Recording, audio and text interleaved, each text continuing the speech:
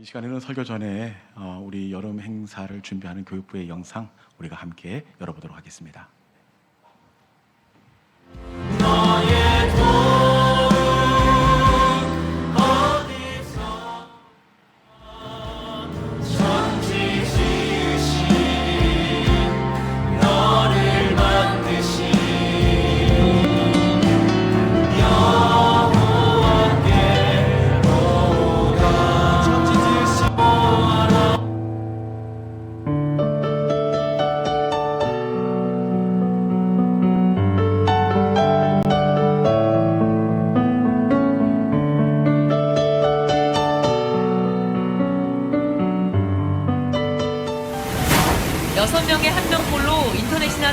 얘기되어져 있는 금수저 개공론 이런 것들 어떤 계층의식 것으로 조사됐습니다.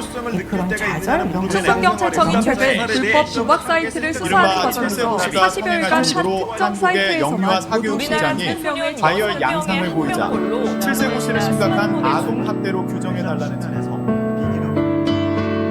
교회 학교의 역할이 여느 때보다 중요하다는 분석입니다.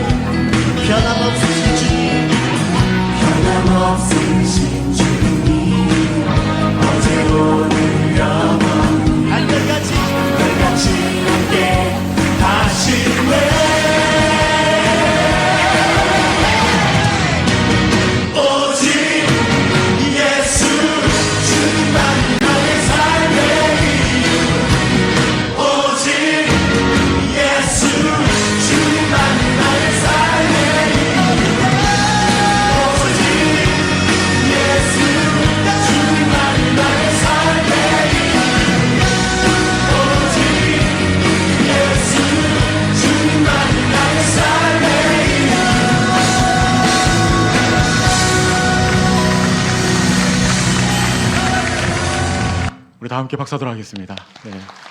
어떻게 벌써 뜨거워지지 않습니까? 네, 이번 여름 성경학교 여름 행사가 우리 장년들의 관심과 그 기도로 더욱더 풍성해지는 여름 행사가 될 수 있기를 주님의 이름으로 축복합니다.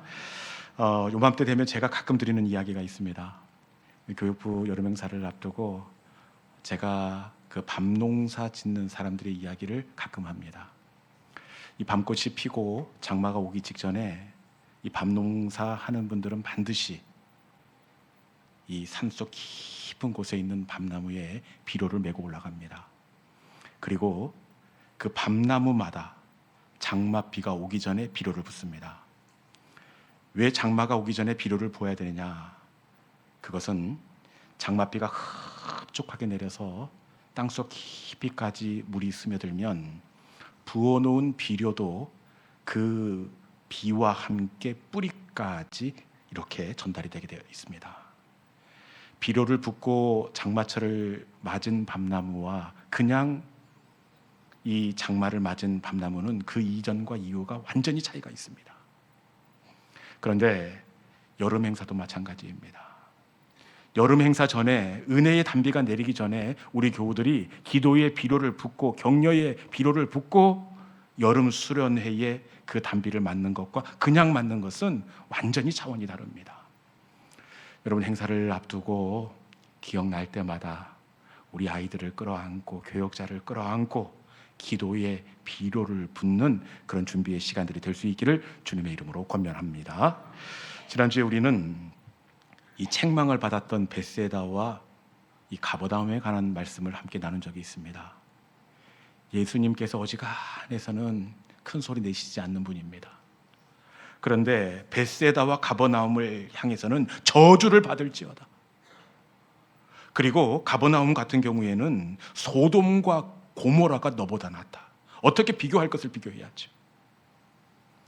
비교하면서 가버나움을 책망하는데 예수님께서 이 고을들을 책망한 이유가 어디에 있습니까? 그들이 예수님에 대한 갈망이 없었기 때문도 아닙니다. 이 벳세다 동네 같은 경우에는 오병이어의 기적 때 보면 3일 동안 집에 돌아가지 않고 먹지 않고 예수님의 말씀에 집중합니다.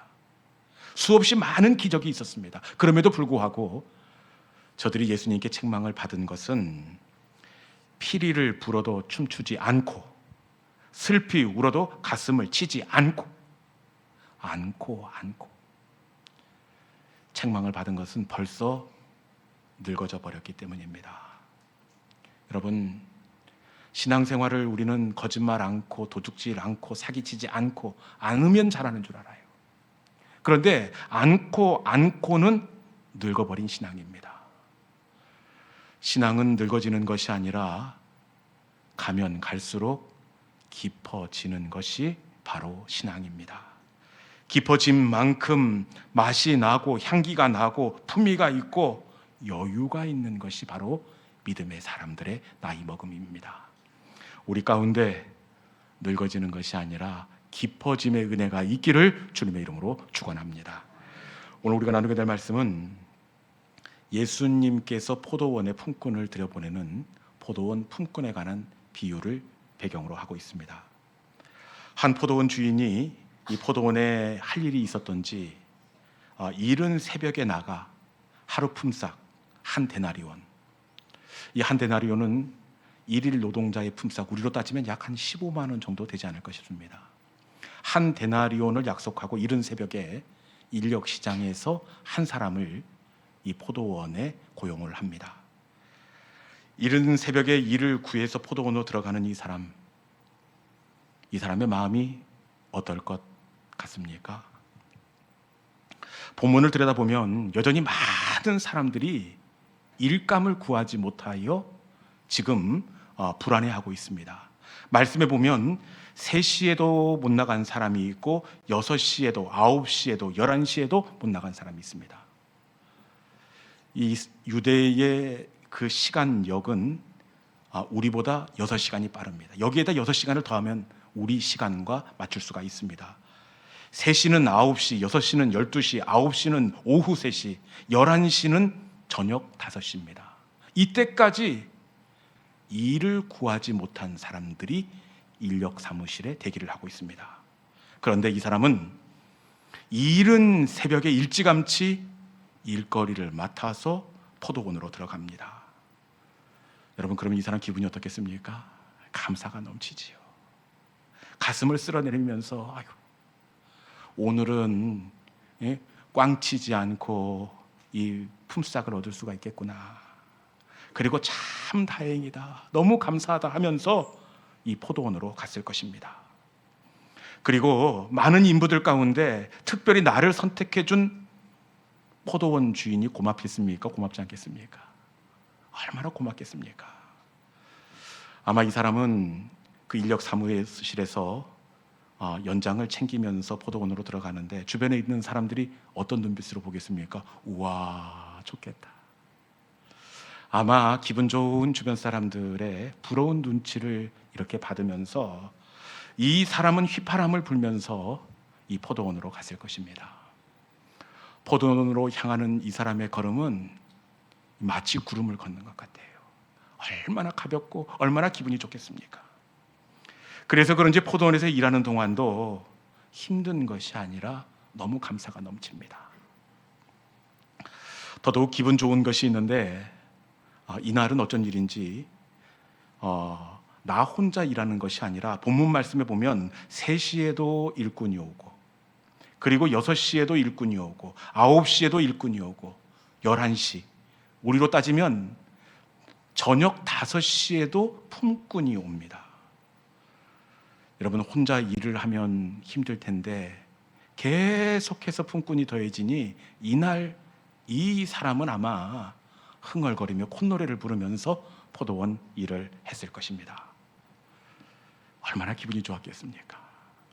그런데 이 사람의 감사와 기쁨은 한순간에 원망으로 이렇게 뒤틀리게 되었습니다. 하루 종일 기쁘고 감사했는데 마지막 순간에 이 사람의 기쁜 마음은 원망이 되었습니다.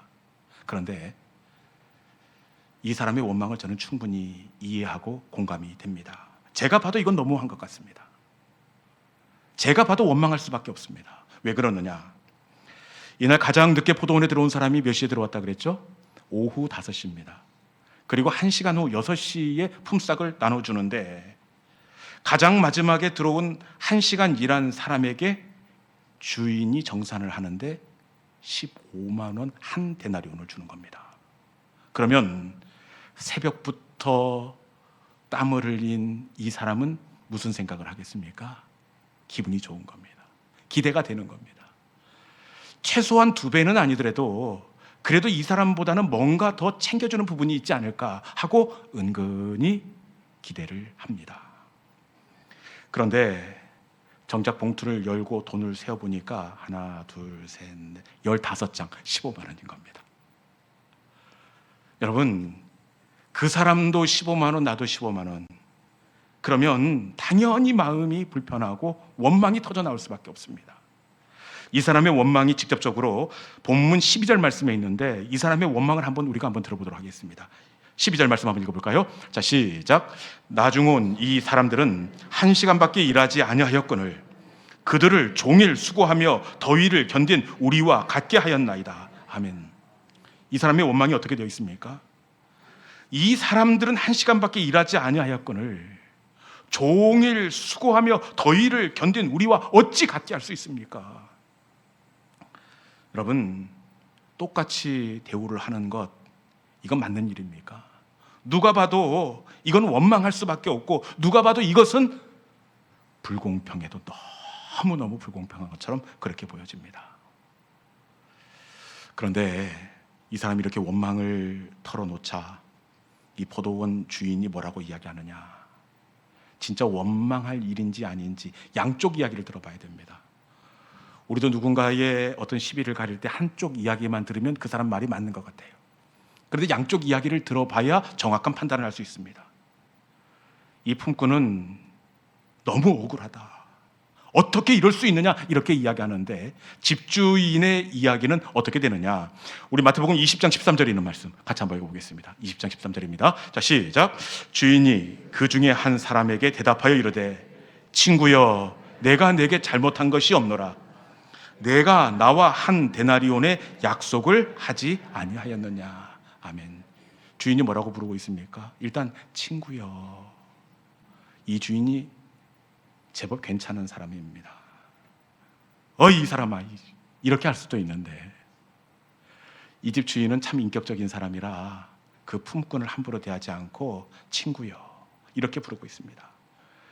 그러면서 내가 내게 잘못한 것이 없다. 잘 생각해봐라. 사실은 오늘 이른 아침에 내 포도원에 들어오기 전에 너와 내가 한 데나리온 하루 품삯 15만 원을 약속하지 않았느냐. 사실 15만 원에서 1원도 덜지 않고 그대로 내게 주었다. 만약 내 품삯에서 덜어서 저 사람에게 일당을 보충해 주었다면 원망하고 불평할 일이지만 너의 받은 품삯은 그대로 있다. 네가 손해본 것이 무엇이냐. 이렇게 주인이 묻습니다. 그리고 주인이 뭐라고 얘기하느냐. 이 앞절에 보니까 이렇게 하는 것이 내 뜻이니라. 여러분, 이렇게 하는 거 주인의 뜻 맞습니까? 이것은 주인의 영역입니다. 이렇게 하든지 저렇게 하든지 이 영역은 품꾼이 상관할 영역이 아닙니다. 그리고 사실 주인이 이렇게 한 것은 원망받고 지탄받을 일이 아니라 오히려 칭찬을 받아야 합니다. 왜냐? 세상에 1시간 일했는데 하루 일당을 보존해 주는 주인이 어디 있습니까? 보통 주인들은 어떻게든 아끼려고 하고 어떻게든 덜 주려고 합니다.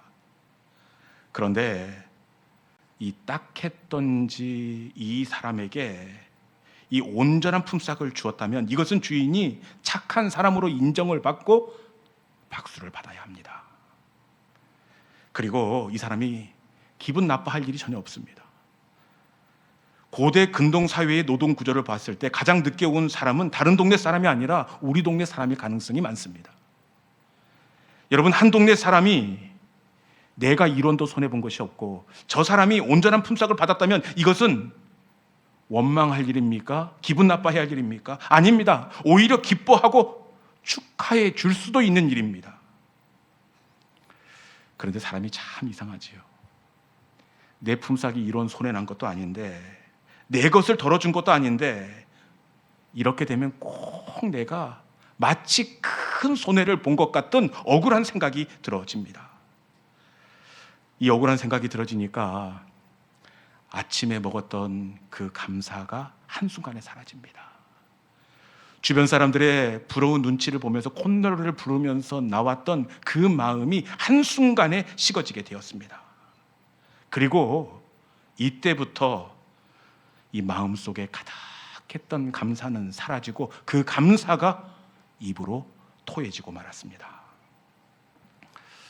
여러분, 도대체 왜 이 사람이 이렇게 감사를 쏟아버리고 그 마음이 쫀쫀해지게 되었을까요? 왜 그랬을까요? 그것은 바로 이 사람이 비교했기 때문입니다. 여러분, 비교는 항상 감사를 쏟아놓게 만듭니다. 비교하면 그 속에 가득했던 감사도 한순간에 쏟아져 나옵니다. 그리고 비교하면 항상 내가 받은 은혜가 아무것도 아닌 것처럼, 초라한 것처럼 그렇게 작게 보여집니다. 비교가 그렇습니다. 출애굽한 이스라엘 백성들이 스스로를 메뚜기다, 스스로를 아주 작게 그렇게 봤던 적이 있습니다. 여러분, 그런데 저들은 진짜 메뚜기입니까? 메뚜기 아닙니다. 저들은 여전히 하나님의 사랑받는 백성이었고 여전히 이 가나안 땅을 향해서 나아가는 여호와의 군대였습니다. 그런데 왜 저들이 갑자기 메뚜기처럼 작게 여겨졌을까요? 우리 민수기 13장 33절에 있는 말씀 같이 한번 읽어봅시다. 민수기 13장 33절. 자, 시작. 거기서 네피림 후손인 아낙 자손의 거인을 보았나니 우리는 스스로 보기에도 메뚜기 같으니 그들이 보기에도 그와 같을 것이니. 아멘. 저들이 왜 작게 메뚜기로 보여졌느냐? 그것은 그들이 보기에도 그와 같을 것이니, 우리는 스스로 보기에도. 저들은 우리와 가나안 백성을 비교했기 때문입니다.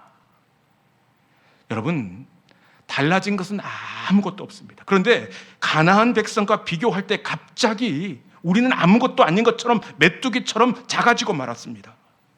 아낙 자손이 갑자기 장대해진 것도 아니고 우리가 줄어든 것도 아닙니다.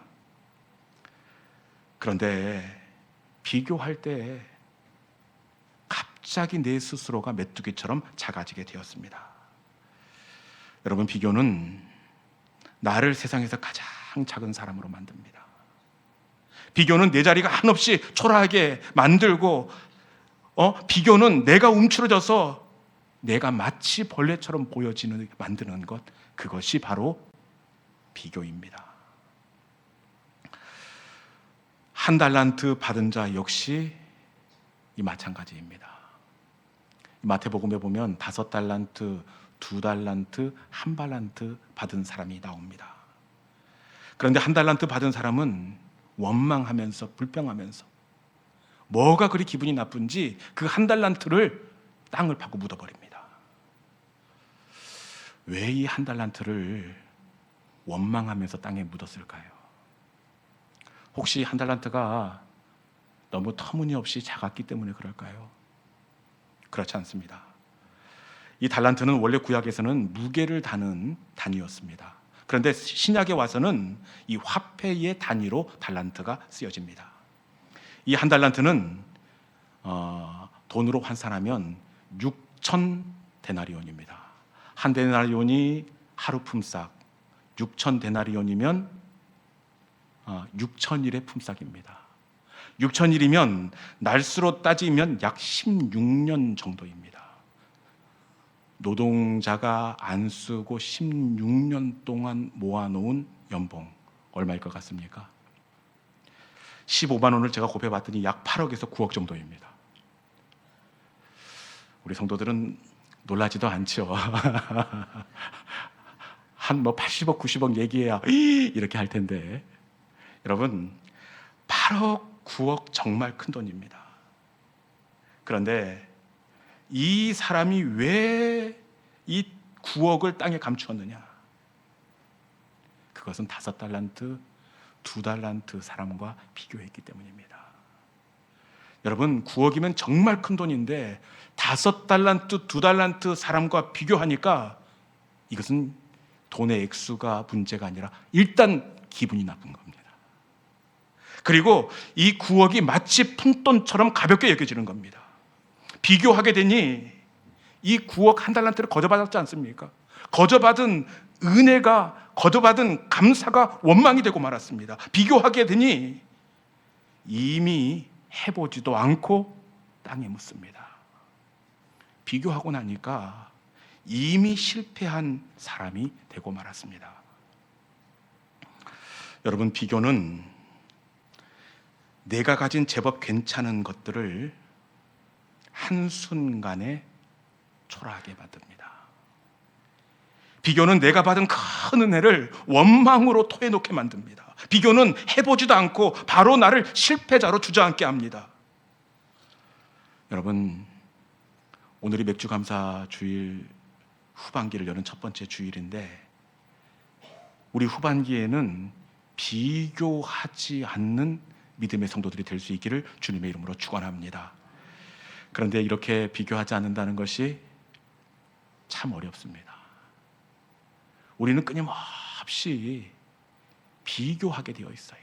우리 아들과 저 집 아들을 비교하고, 제법 괜찮은 우리 남편을 저 집 아저씨하고 비교하고, 우리는 끊임없이 비교하게 됩니다.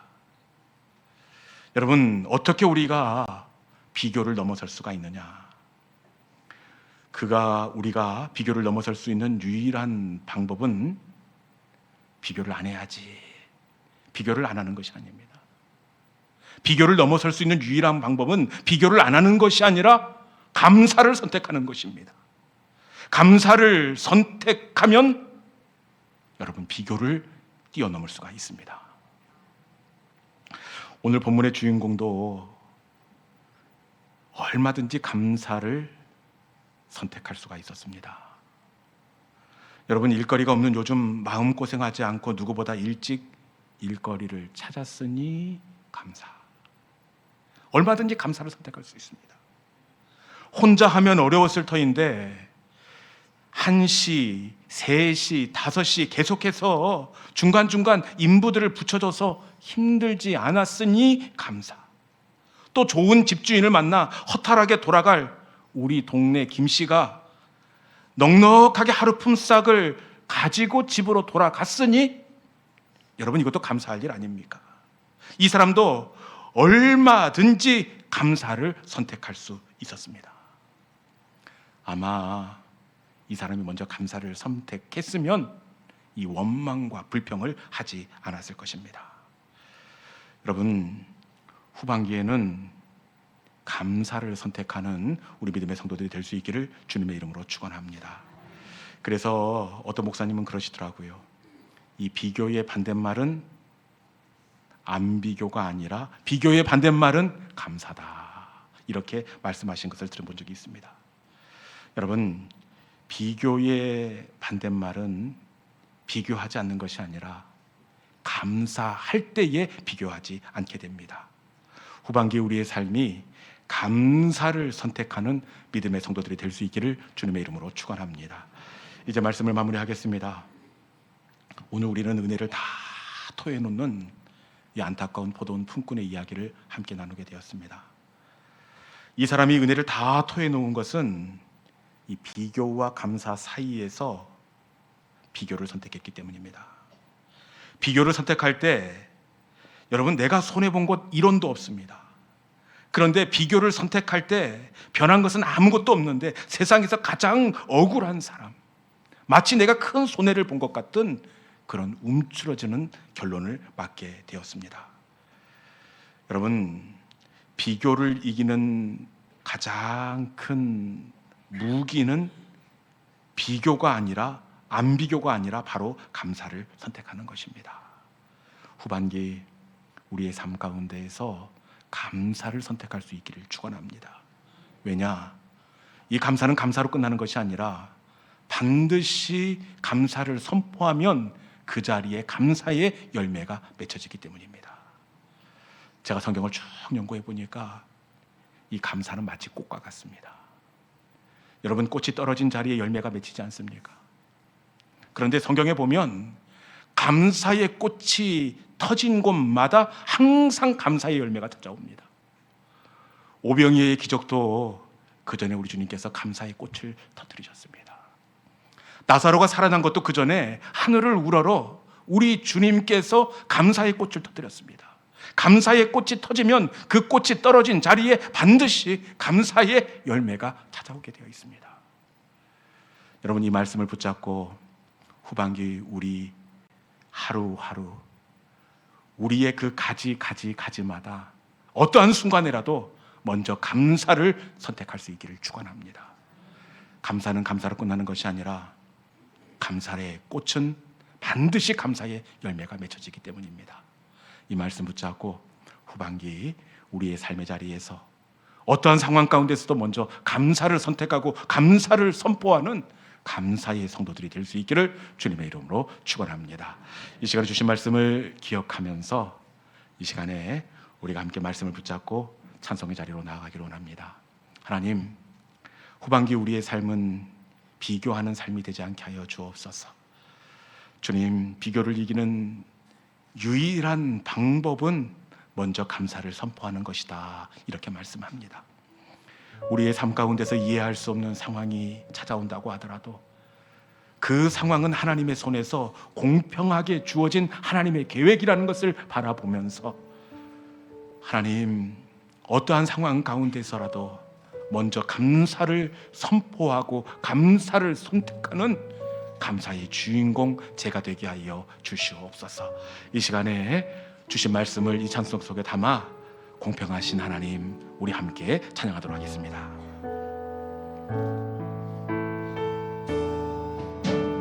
나 가진 재물 없으나 나 남이 가진 지식 없으나 나 남에게 있는 건강 있지 않으나 다 남이 없는 것 있으니 나 가진 재물 없으나 나 남이 가진 지식 없으나 나 남에게 있는 건강 있지 않으나 나 남이 없는 것 있으니 나 남이 못 본 것을 보았고 나 남이 듣지 못하는 음성 들었고 나 남이 받지 못한 사랑 받았고 나 남이 모르는 것 깨달았네.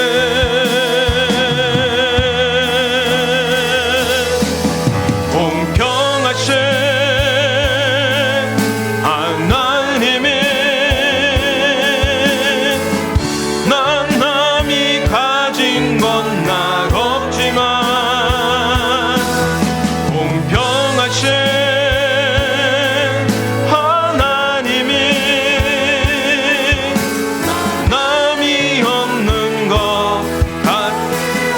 전능하신 하나님